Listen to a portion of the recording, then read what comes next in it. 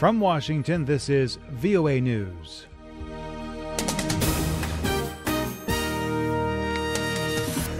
I'm Steve Miller reporting U.S. President Donald Trump is questioning why his predecessor, former President Barack Obama, and his administration didn't block Russia from meddling in last year's presidential election. In a Twitter comment on Thursday, Trump posed a question. By the way, if Russia was working so hard on the 2016 election, it all took place during the Obama admin, why didn't they stop them? Jeh Johnson, Obama's Homeland Security chief, told a House Intelligence Committee hearing on Wednesday that he has no knowledge whether Trump or his campaign aides illegally colluded with Russian interests. However, we saw a progression of scanning and probing activities around voter registration databases, which concerned me, which is why I kept encouraging state officials to come and seek our help. Johnson testified his agency was rebuffed by Democratic officials when they offered to help thwart the Russian intrusion into their computer files. The U.S. Pentagon says a U.S. airstrike has killed 3 al-Qaeda militants in Yemen.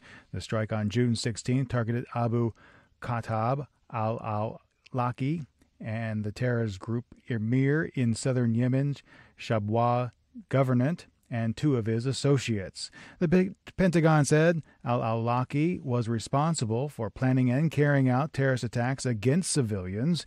He also led efforts to promote instability in the war-torn country. The U.S. Central Command said the strike was carried out with full support of the government of Yemen.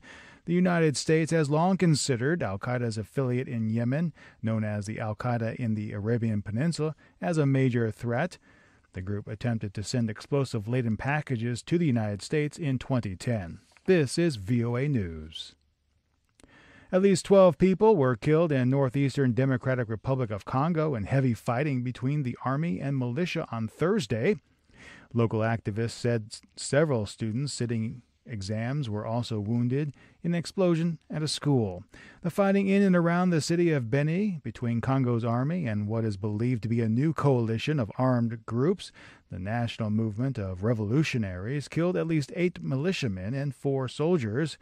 Beni Mayor Nioni Bwanakawa commented on the clashes that took place near his office. It is very sad that since morning some militia fighters attacked our town.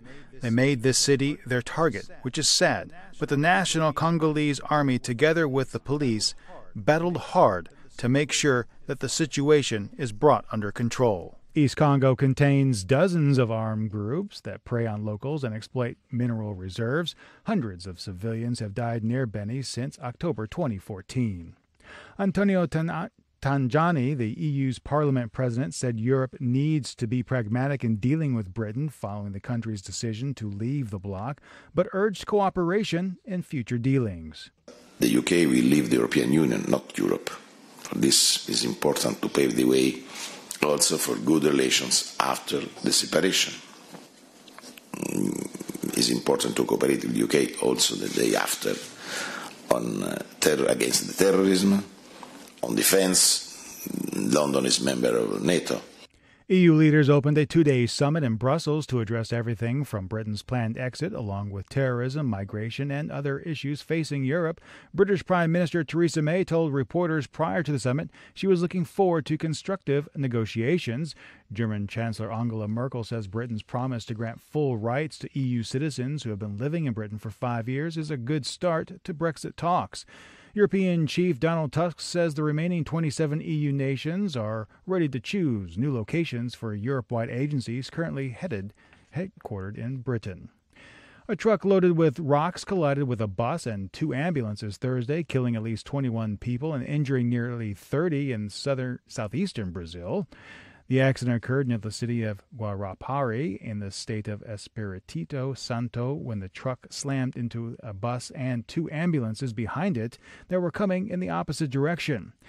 The press office of the state's public security department said the truck driver and the ambulance driver were among the dead, as were at least 13 of the bus's 32 passengers. What caused the truck to swerve in the opposite lane is unclear. From Washington, I'm Steve Miller. That's the latest world news from VOA.